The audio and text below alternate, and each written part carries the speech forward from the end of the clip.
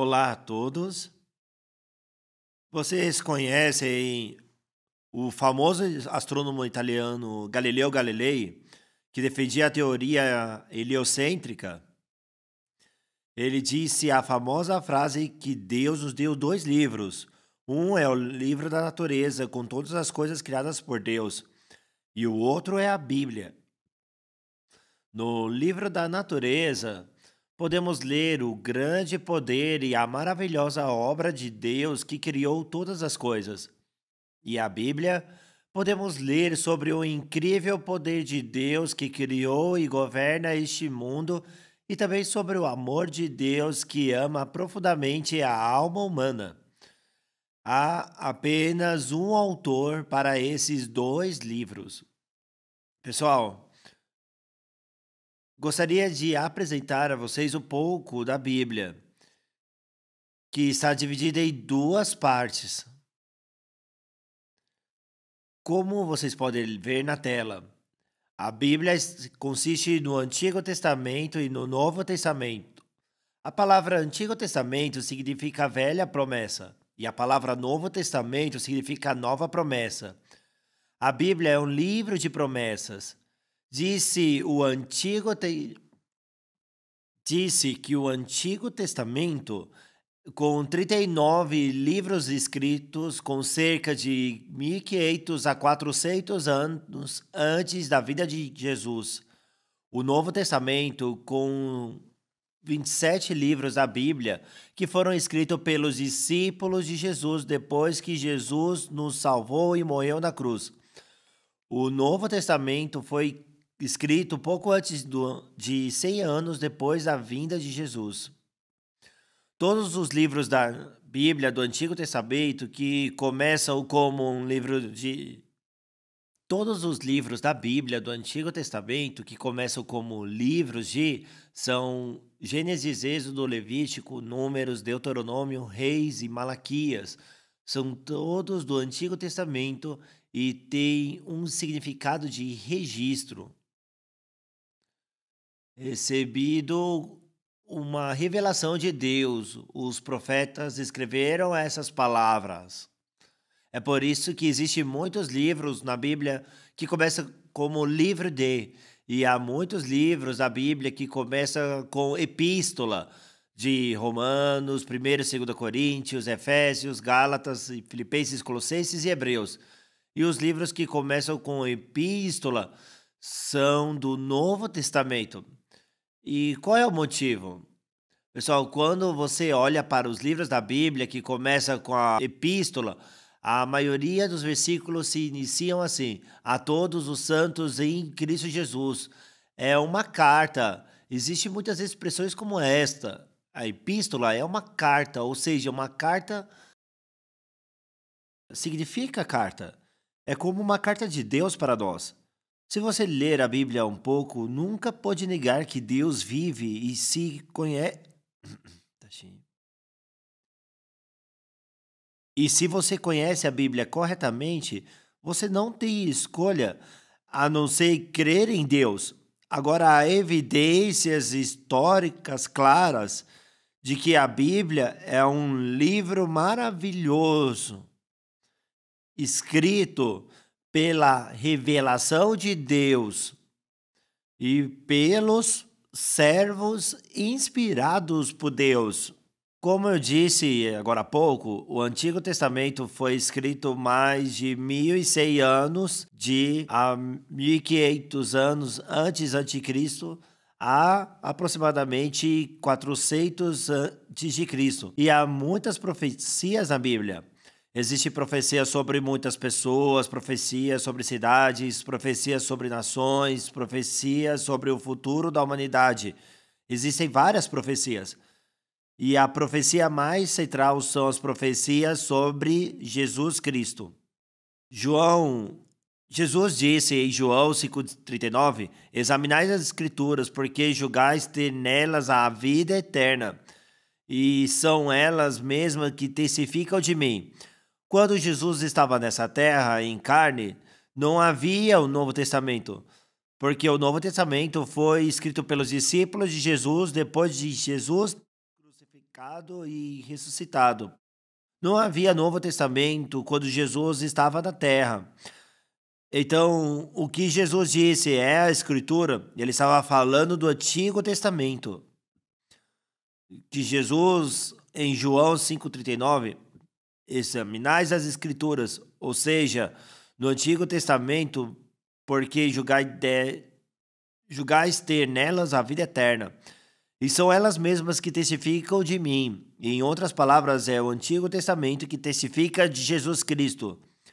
Pessoal, o Antigo Testamento está cheio de profecias escritas antecipadamente sobre Jesus que virá antes de vir. As profecias de Deus são claras e específicas, sem expressões vagas. Além disso, trata de fatos muito especiais, como o nascimento virginal de Jesus ou a ressurreição de Jesus, que geralmente são difíceis de prever. A profecia não é nada como previsões científicas baseadas na regularidade dos fenômenos naturais. Há um estudioso da Bíblia chamado Barton Payne, que publicou o livro chamado Enciclopédia de Profecia Bíblica de Barton Payne. Encontrou todas as profecias da Bíblia e investigou quantas profecias existem na Bíblia. De acordo com Barton Payne, existem 1.817 profecias registradas na Bíblia, 1.239 no Antigo Testamento e 578 no Novo Testamento.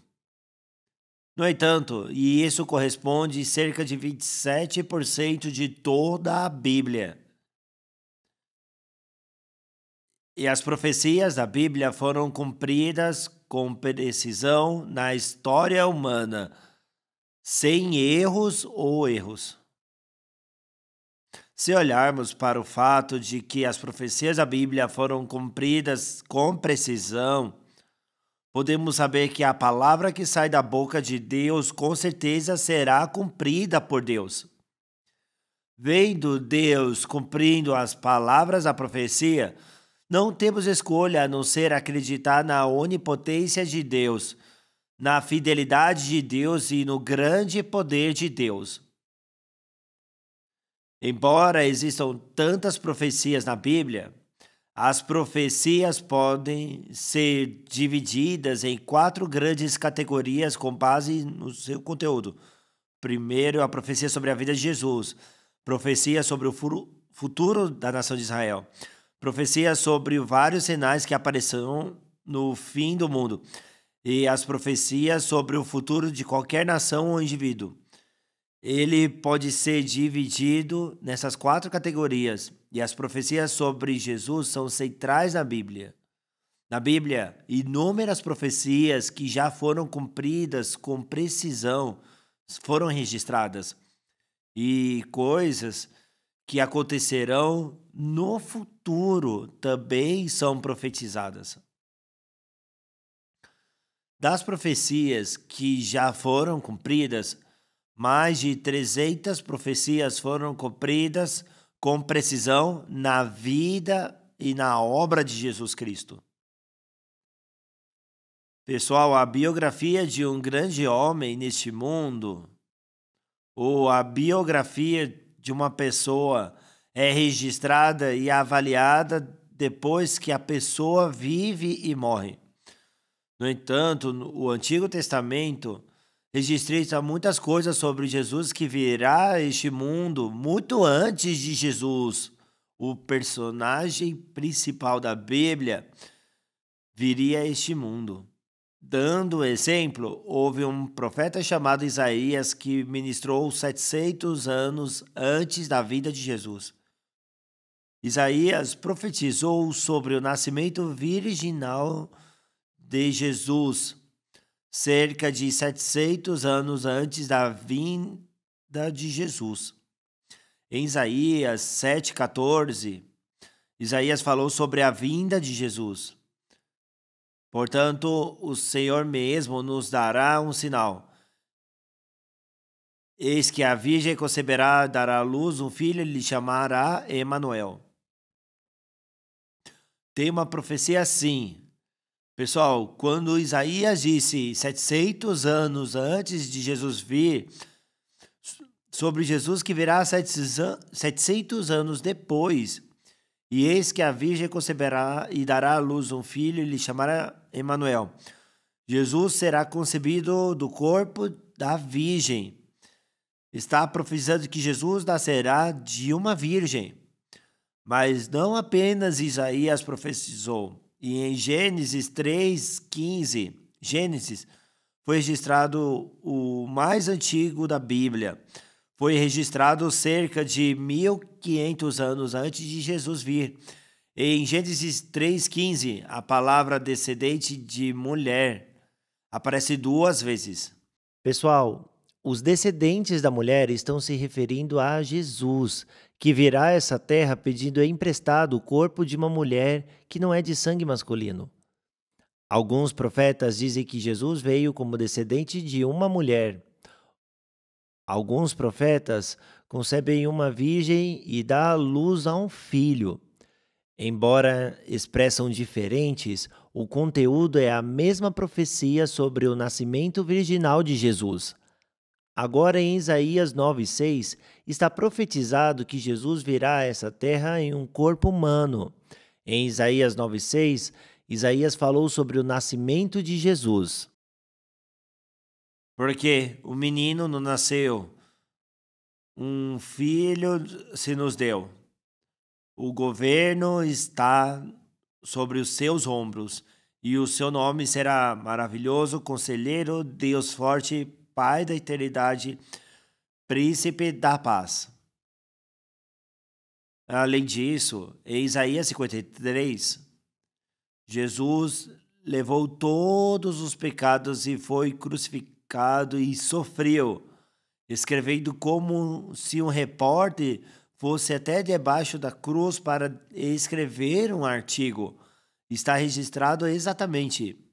Portanto, no Antigo Testamento existem mais de 300 profecias sobre a vinda de Jesus. E muitas dessas profecias foram cumpridas na vida de Jesus. Um profeta chamado Miqueias profetizou que Jesus nasceria em Belém cerca de 500 anos antes da vinda de Jesus.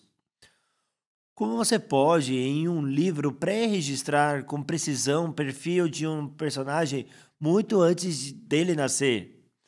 Pessoal, o livro como este é um único livro como a Bíblia. Se você tiver alguma dúvida sobre o cumprimento dessa profecia, leia a Bíblia corretamente e estude a Bíblia e a história da humanidade. Pessoal, não pode tomar uma decisão antes de que o juiz escutar todo o caso e apenas metade, certo? Pessoal, o juiz escuta plenamente os argumentos do réu e do autor, do promotor e do advogado e analisa os autos do julgamento do início ao fim antes de tomar uma decisão. Você também tem que ler a Bíblia até o fim para julgar se Deus vive ou não. Se você verificar as profecias da Bíblia, a prova é que essas profecias são cumpridas. As profecias científicas na Bíblia, a alta certeza científica e as obras do poder de Deus na vida dos cristãos. Analisando todas essas coisas, você não pode deixar de acreditar em Deus e não posso evitar de crer na Bíblia. Além disso, há profecia sobre Jesus na Bíblia, mas a profecia sobre o futuro da nação de Israel estão registradas com precisão. Se compararmos a história da nação de Israel com a Bíblia, há os fatos que os israelitas enfrentarão no futuro, as dificuldades que enfrentarão e os acontecimentos que estabelecerão na terra onde seus ancestrais vieram em 2000 anos já foram profetizados com precisão na Bíblia. Pessoal, na década de 30, quando a Grã-Bretanha estava em seu apogeu do Império Britânico, O mundo onde o sol nunca se põe, a rainha Vitória governou a Inglaterra. Havia um primeiro-ministro chamado Disraeli. Ele era judeu, mas um dia a rainha Vitória perguntou ao primeiro-ministro de Israel: Senhor primeiro-ministro de Israel, vocês, judeus, acreditam em Deus? E me diga uma prova exclusiva de que Deus existe. O primeiro-ministro de Israel disse: Sua Majestade, você conhece exatamente a Bíblia e a história dos judeus. Não tem escolha a não ser acreditar que Deus existe. Ele disse essa famosa frase: Se você conhece exatamente a Bíblia, a história dos judeus, não tem uma escolha a não ser acreditar que Deus existe. Ele disse essa famosa frase. As profecias sobre Jesus, profecias sobre a nação de Israel. Não posso falar sobre todas as profecias em termos de tempo, porque leva muito tempo. Mas em Lucas 21, Mateus 24, se você ler, estão escritos sobre como a maldição virá para os judeus que rejeitaram o Messias e crucificaram a Jesus. A maldição profetizada para cair sobre os judeus que crucificaram Jesus foi cumprida na história da judaica real. Assim, os judeus pregaram Jesus na cruz e o mataram, e eles foram completamente destruídos pelos romanos em 70 depois de Cristo. Os judeus que viviam na Palestina foram espalhados por todo o mundo e foram perseguidos e ignorados por onde quer que forem. No século XIV, a peste negra começou a se espalhar e muitos judeus foram mortos porque os judeus foram mal interpretados de que estavam espalhando a peste negra. Na Segunda Guerra Mundial, Hitler matou 6 milhões de judeus. Pessoal, os estudiosos da Bíblia estão dizendo que essas coisas não aconteceram por acaso, mas são uma terrível maldição sobre o mal que crucificou o Messias. Jesus sabia que morreria na cruz e deixou claro que os judeus seriam destruídos por Roma. E Jerusalém foi completamente destruída pelos romanos. Pouco mais de 40 anos depois da morte de Jesus, nessa Bíblia há também profecias sobre certos sinais que ocorrerão nos últimos dias deste mundo. Este mundo não é um mundo eterno, mas tem o começo e o fim. A Bíblia predisse há 2000 anos que as pessoas serão monitorados e controlados por doenças e perigo de armas nucleares, advento da inteligência artificial e dos computadores. Em Daniel 2, Daniel foi levado cativo pelo Império Babilônico e após receber a revelação de Deus, Babilônia não é a nação mais poderosa do mundo, mas Babilônia foi destruída. Após a Babilônia, o Império passa a Pérsia e do atual Irã. Após a ascensão do Irã, a queda do Império Persa segue com a ascensão do Império Grego, Grécia. O primeiro rei grego foi o famoso Alexandre o Grande. Há uma profecia da Bíblia de que Alexandre construiu uma cidade, império, e ele morreu repentinamente ainda jovem. E quando ele morreu, o reino construído por ele não seria herdado pelo filho dele, mas seria dividido em 4 reinos após a morte de Alexandre. O país que ele construiu agora é dividido em 4 partes. Depois disso, o Império Romano surgiu e sucedeu o Império Romano, um país que nunca cairá. A Bíblia fala da vinda do reino de Jesus Cristo, a história da humanidade. Prova esse fato conforme está escrito em Daniel capítulo 2. Pessoal, as profecias da Bíblia foram cumpridas. Sobre isso, o que significa? Deus é aquele que vê, prediz e fala acontecimentos futuros tão precisamente quanto fatos presentes. E quando vemos que as palavras de Deus falou por meio de profetas foram cumpridas conforme Ele é aquele que segura as rédeas da humanidade e conduz a essa história. Vemos claramente que é Deus. Gente, nunca estive no céu ou no inferno. Mas por que acreditamos? Pessoal, se uma agência meteorológica fez uma previsão de tempo durante 1000 anos e a previsão do tempo foi cumprida sem qualquer desvio, a capacidade de previsão da agência meteorológica é confiável.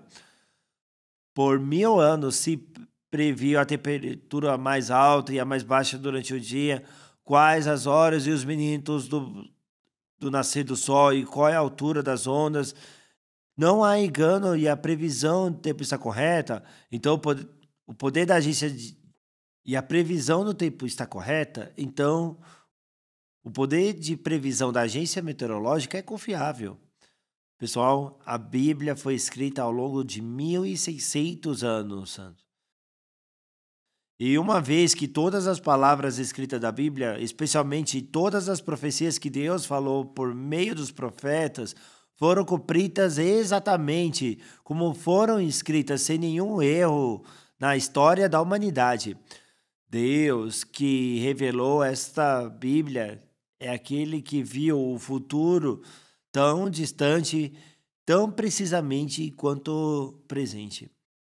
O conheceu de antemão e revelou. E se a pessoa que conhece o futuro diz que se houver pecado, qualquer um irá para o inferno, e todo aquele que nascer de novo depois de lavar os seus pecados em seu coração terá vida eterna e irá para o céu, não terá escolha a não ser acreditar que a palavra de Deus tornará realidade. Pessoal, tem um livro na Bíblia chamado Lamentações, quando vemos no capítulo 2, versículo 17, disse que fez o Senhor o que tentou, cumpriu a ameaça que pronunciou desde os dias da antiguidade. Em Isaías 46, 10, que desde o princípio anunciou o que há de acontecer e desde a antiguidade as coisas que ainda não sucederam.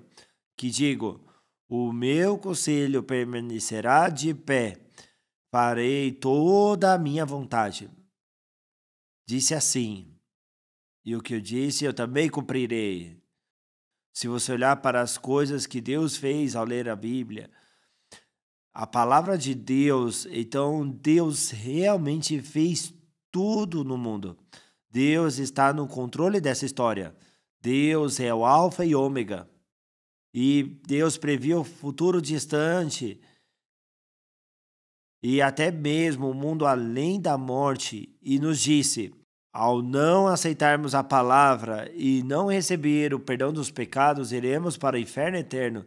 Se não lavarmos os pecados, iremos para o inferno. Ao abandonar nossos pensamentos e aceitarmos a palavra de Deus e recebermos o perdão dos pecados, receberemos a vida eterna e entraremos ao céu.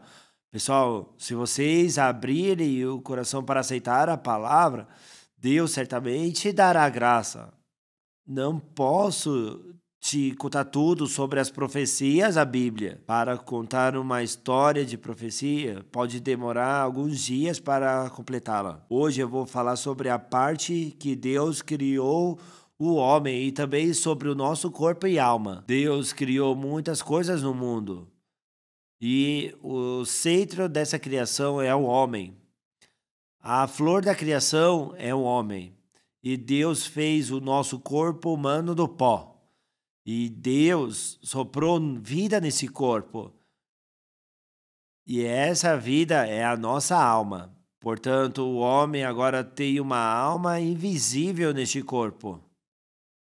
Então, o ser humano é feito de corpo e alma.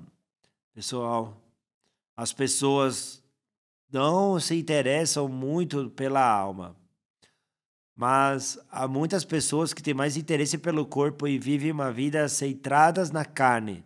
Mas se vocês pensarem um pouco, o espírito é mais importante do que o corpo. Na Coreia, existe um local denominado de Instituto de Ciências Básicas, denominado IBS.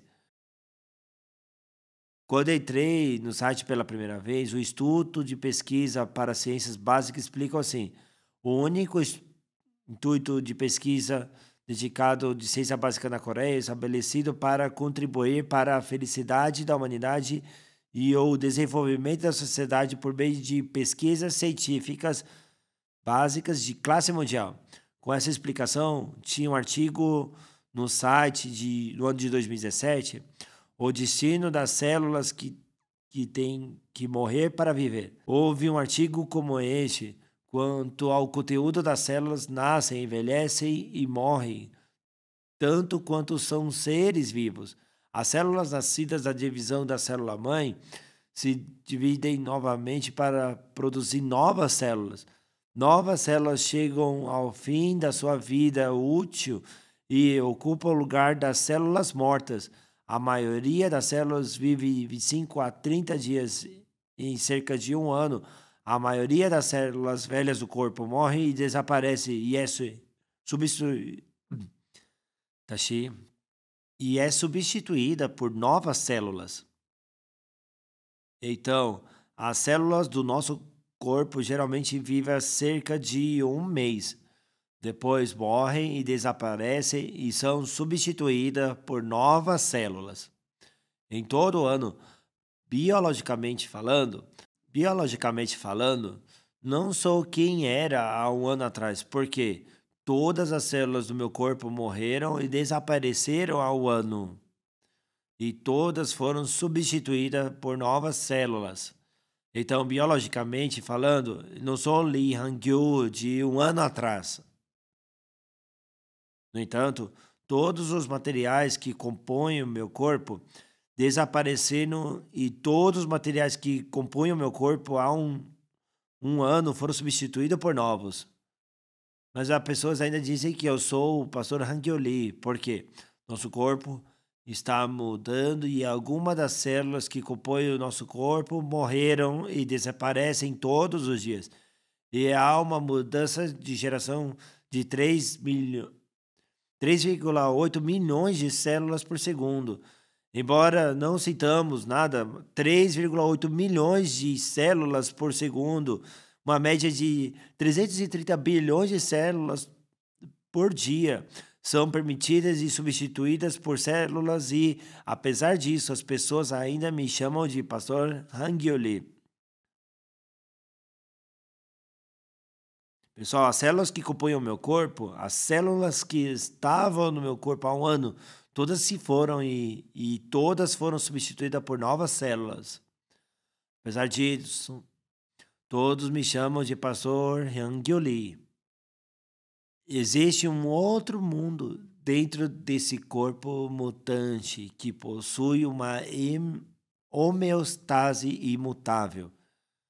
A consciência imutável, mentalidade, alma, coração, memória, conhecimento, são essas coisas. Então esse corpo está passando por mudanças de vida e morte.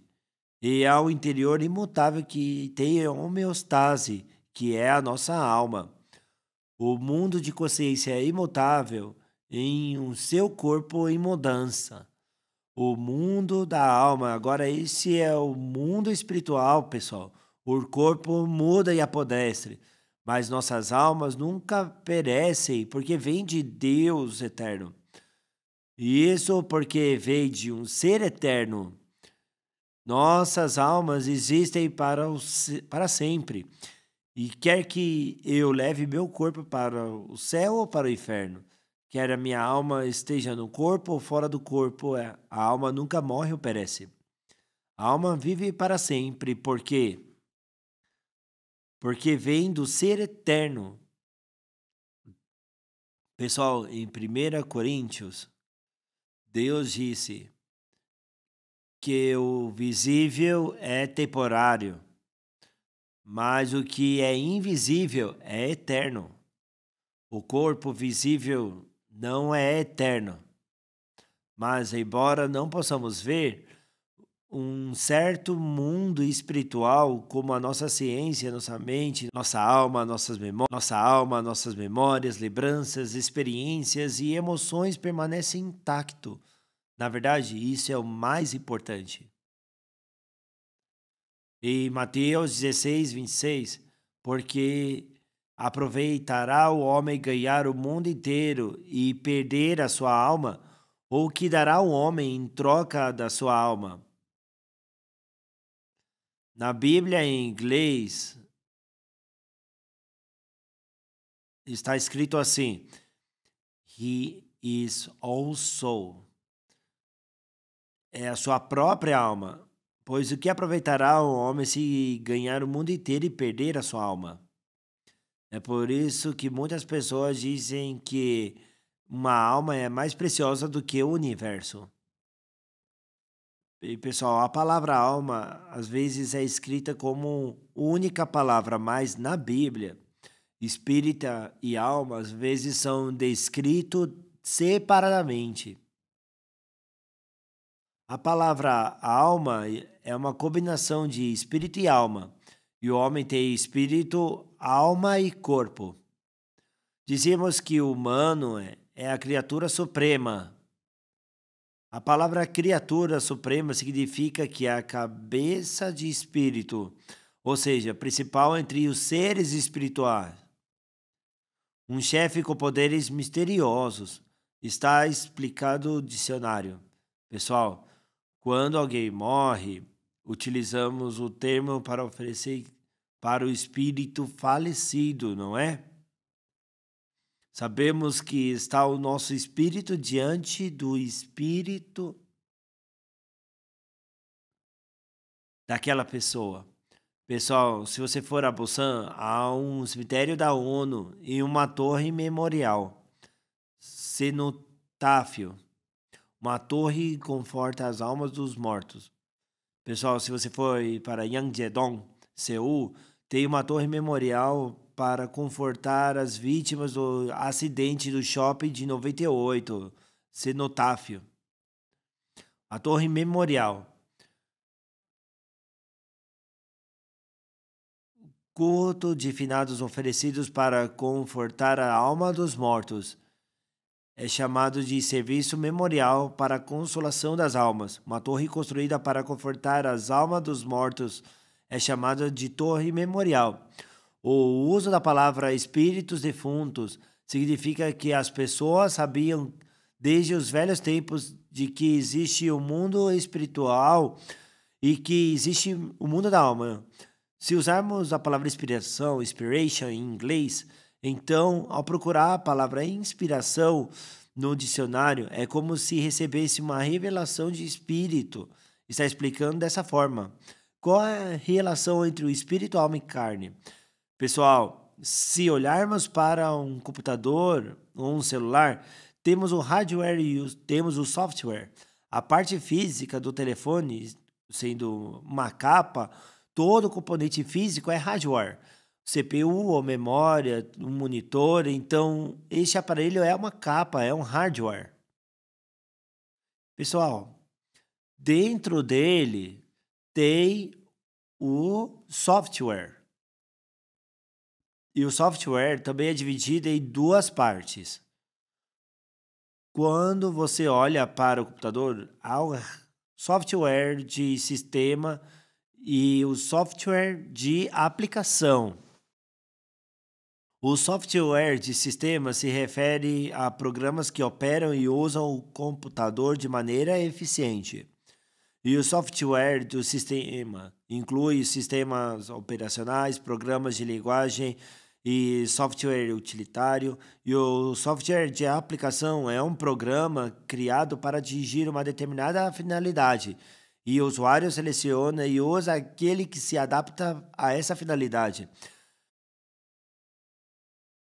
De acordo com a finalidade de uso, é dividido em uso comercial, geral, em uso educacional, em uso doméstico, entretenimento e uso comercial, especial. Especialmente, pessoal, existe o hardware e existe o software. Assim como o software de sistema e o software de aplicação são divididos dentro do software, os humanos também têm carne, alma no corpo. E essa alma é dividida em espírito e alma. Se você olhar para o ovo, tem a casca e ovo. O ovo é dividido em cascas de ovo. Se você olhar atentamente para o ovo, você verá a clara e a gema. E o ovo é dividido em duas partes. Assim como a pele, a clara e a gema são divididas em três partes do ser humano, é corpo, alma e espírito. É formado por essas subdivisões e o espírito é um órgão que pode se comunicar com Deus e responder a Deus. Pessoal, os animais não têm espírito. Porque os animais não têm espírito, nenhum desejo espiritual surge. Em outras palavras, os animais não são religiosos, porque não há espírito e não há desejo espiritual e não há atividade espiritual. Pessoal, vocês já viram um animal orando para o céu, uma árvore, ou oferecendo sacrifício, ou algo, Deus? Existem muitos animais na Terra. Eles nunca realizaram atividades religiosas. Algum animal orando, implorando a Deus, oferecendo sacrifício, não existe tal animal. Por quê? Porque não há espírito. O animal não tem desejo espiritual. Porém, porque as pessoas têm espírito, sejam para países desenvolvidos ou subdesenvolvidos, pessoas antigas ou modernas, todas buscam Deus e têm religião. Quando eu pesquisei na internet, mais de 85% das pessoas do planeta são religiosas. Não importa no que acreditam, as pessoas procuram e creem em Deus. Se você vai para a América do Sul, a maioria é católica. Se você for para o Oriente Médio, a maioria deles são muçulmanos. Independentemente da religião, eles têm uma crença. Todas as religiões têm algo em comum. E tem três coisas que em comum em todas as religiões: o corpo não é tudo. E existe uma alma invisível no corpo. A religião acredita na existência de almas. Em segundo lugar, o que todas as religiões têm em comum é que a morte não é o fim, mas existe uma vida após a morte, além da morte. Existe uma vida após a morte. Existe uma vida após a morte. Existe um outro mundo. Assim, quando uma pessoa morre, é assim que se expressa, voltou. Quer dizer, voltar para o lugar de onde veio. Lugar de onde veio e um lugar para onde ir. Para saber para onde a vida está indo, você precisa saber de onde você veio. Por quê? Porque eu estou indo de onde vim. Porque eu estou indo para onde eu vim. Nossos corpos voltam ao pó porque viemos dele. Porque nossas almas vêm do Deus eterno. Quando a alma deixa o corpo, ela retorna ao Senhor. Quando nossas almas vão diante de Deus, o julgamento está nos aguardando. Em Hebreus 9:17 está escrito: pois um testamento só é confirmado no caso de mortos, visto de maneira nenhuma tem força de lei enquanto vive o testador. Todos acreditam que mortos uma vez porque vemos. Todo mundo morre uma vez. Por quê? Porque pela experiência já viu muitas pessoas morrerem, mas é ordenado que o homem morra uma vez. O problema é depois disso. Depois disso vem o juízo.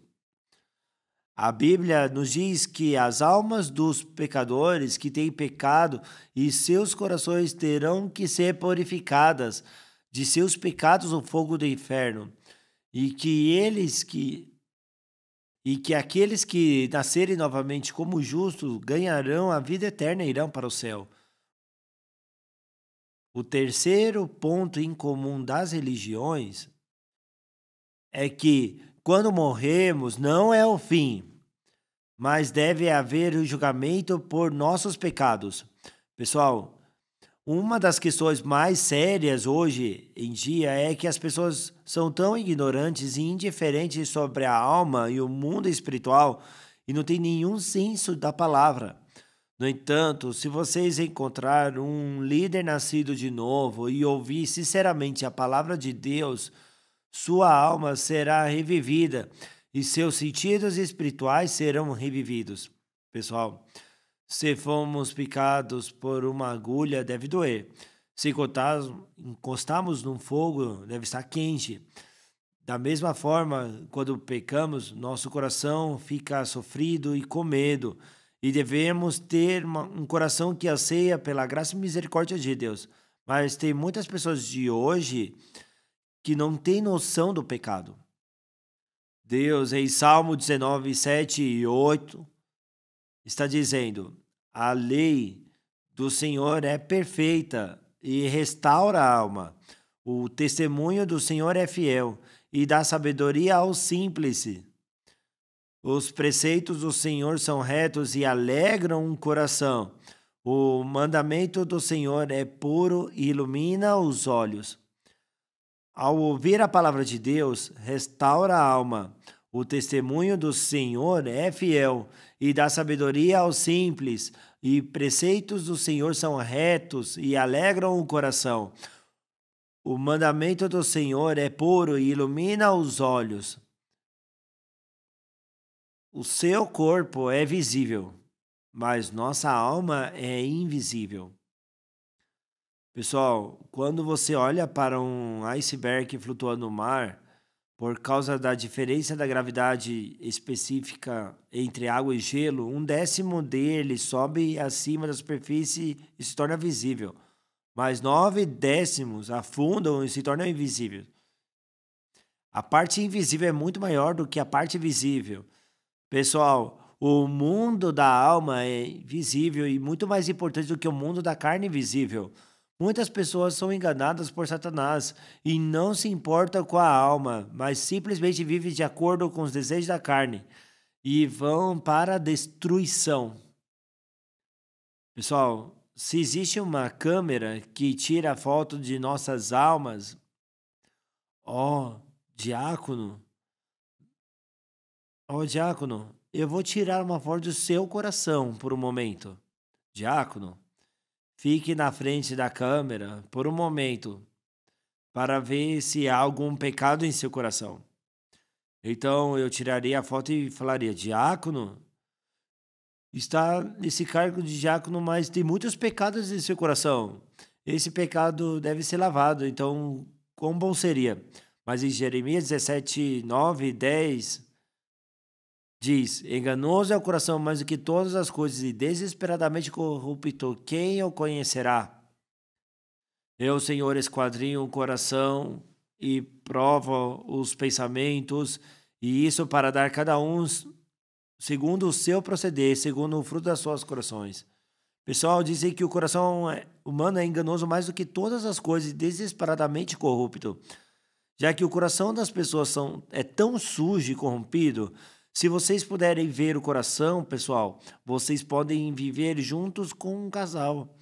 Contando que possamos ver o coração das pessoas como elas são, não são apenas uma ou duas coisas que têm um coração sujo e sempre brigaria.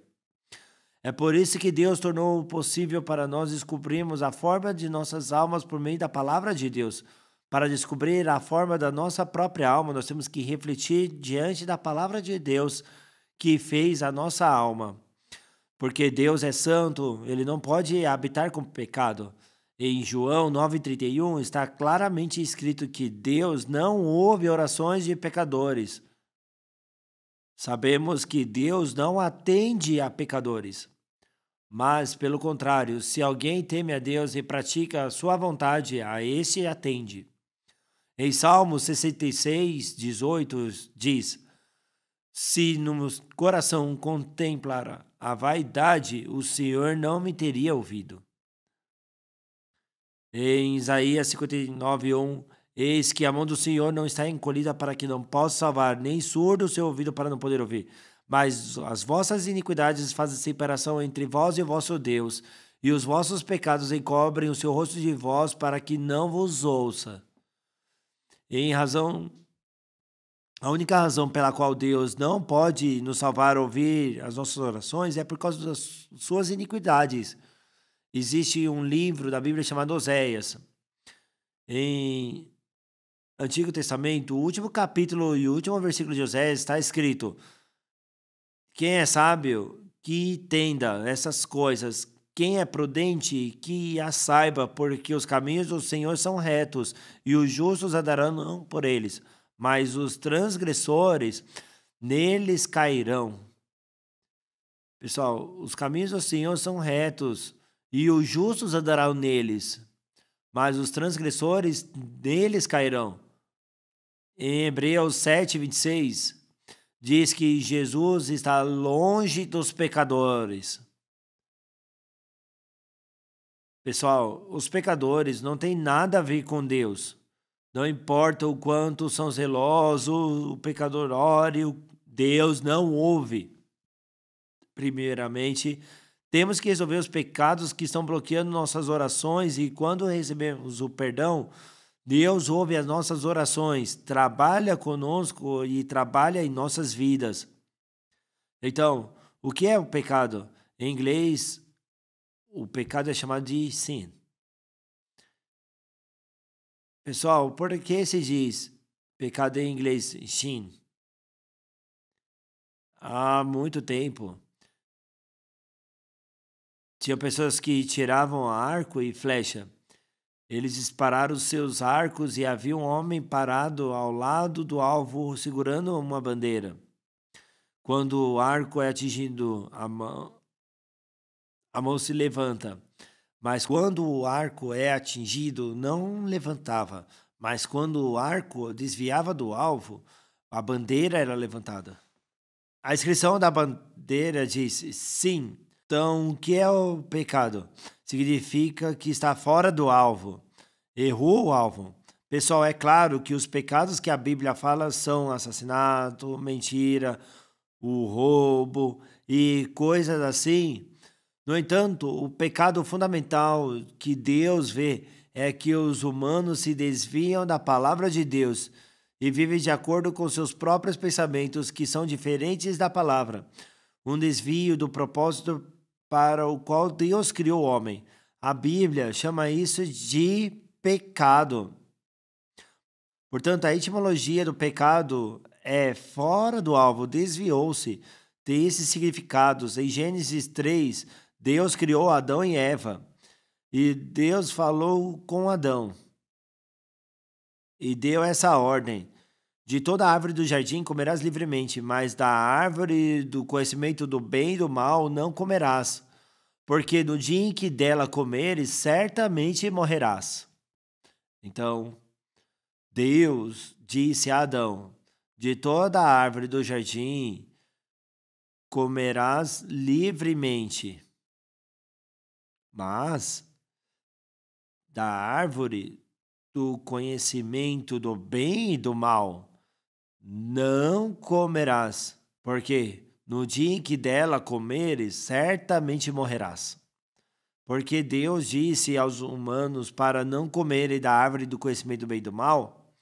A verdadeira sabedoria de conhecer o bem e o mal pertence apenas a Deus. Somente eu sei o que é bom e o que é mal.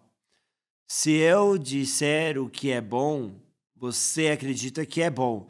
Se eu disser que é mal, então tem que pensar que é mal. Então vocês têm que me ouvir, me perguntar e acreditar no que eu digo. Porque a verdadeira sabedoria de conhecer o bem e o mal só está em mim. Deus, se é bom, acredita no que é bom. Se é mal, saiba que é mal. Em Jeremias 29:23 está escrito: eu sei e sou testemunha disso, diz o Senhor. Significa que eu sei exatamente. Se digo que isso é bom ou isso é mal, como sei precisamente, todos aceitam como é. Acredite. Não coma da árvore do conhecimento do bem e do mal. Isso não é para não deixar as minhas palavras e não siga a outro conceito do bem e do mal, que é diferente do bem. Não tenha conceitos diferentes dos conhecimentos do bem e do mal do que eu tenho. Em outras palavras, não confie em seus pensamentos e julgamento mais do que eu. Não coloque os seus pensamentos e julgamento acima das minhas palavras. Não confie em você mais do que confie em mim. Não fique na posição de mestres. Meu filho está missionando no Haiti. Trouxemos nossos netos conosco há uns anos atrás. Levei as crianças para a casa da minha sogra. Minha sogra mora em Yangpyeong. E agora, meu filho e família da minha esposa se encontraram e cumprimentaram. E depois, ao longo de um tempo, como passou a vida no Haiti, como era a vida no Haiti. Também conversando e comendo frutas enquanto bebiam chá. Quando minha nora saiu por um tempo, minha primeira neta e a segunda e a terceira são netos. E a minha neta viu que tinha arroz e carne em sua tigela de ração para o cachorro e ela estava comendo aquilo com a mão. E o nome da minha neta é Hanan. Minha nora disse: Hanan, não pode, isso não deve comer, isso é comida de cachorro. Mas para minha neta não era fácil de ver arroz ou carne no Haiti e não há eletricidade lá. E a carne não é tão deliciosa ou fresca como na Coreia. Mas quando ela saiu, depois de muito tempo, notou que havia arroz branco e uma carne muito saborosa na tigela. Então estava comendo desesperadamente. Minha nora ficou assustada e disse que ela não comesse. Então os conceitos que a mãe tem e os filhos têm são muito diferentes. Não poderia comer do jeito nenhum aos olhos da mãe, mas para a neta, por que não me deixa comer? É arroz branco, é uma carne deliciosa. Pessoal, Deus disse para não comer da árvore do conhecimento do bem e do mal. É para não ter um conceito diferente do meu. Seu julgamento é diferente do que eu disse. Não confie nos seus pensamentos, não seja o dono. É um pecado exaltar o seu julgamento acima das minhas palavras. E isso é arrogância. Isso é insensatez. O pecado que Deus fala não é assassinato, adultério, roubo, etc. O pecado fundamental é deixar da palavra de Deus e confiar no julgamento que é diferente da palavra de Deus. E isso se chama pecado. Nossos ancestrais, Adão e Eva, ouviram a voz de Satanás e foram enganados por Satanás a comer o fruto proibido, o fruto do conhecimento do bem e do mal, que Deus havia dito a eles para não comerem. E Deus disse que no dia que dela comerdes, certamente morrerás. Quando Adão e Eva comeram do fruto, a morte veio para Adão e Eva.